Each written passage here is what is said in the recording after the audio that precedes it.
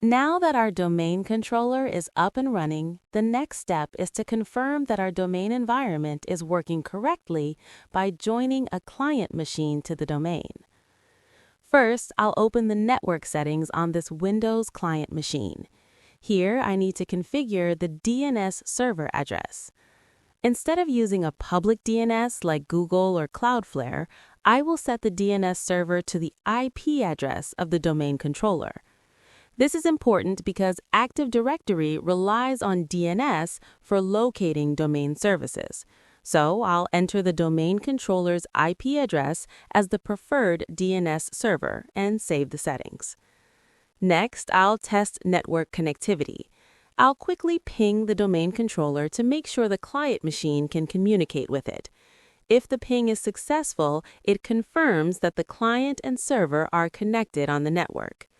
Now I'll proceed to join this client machine to the domain. I'll open System Settings and go to the option to rename this PC or join a domain. Here, I'll select Domain and enter the domain name, santech.local. When prompted, I'll provide the credentials of a domain administrator account. This is required because only authorized users can add computers to the domain. After entering the credentials, I'll click OK. If everything is configured correctly, I should see a message confirming that this computer has been successfully joined to the domain. At this point, I'll restart the client machine to apply the changes. After the restart, on the login screen, instead of logging in with a local account, I'll choose Other User.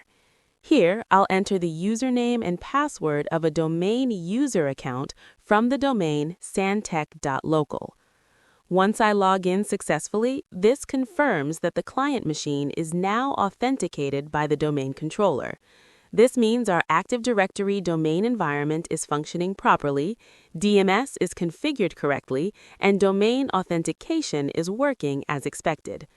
With this, the client machine has been successfully joined to the domain, and domain users can now log in and access network resources based on domain policies and permissions.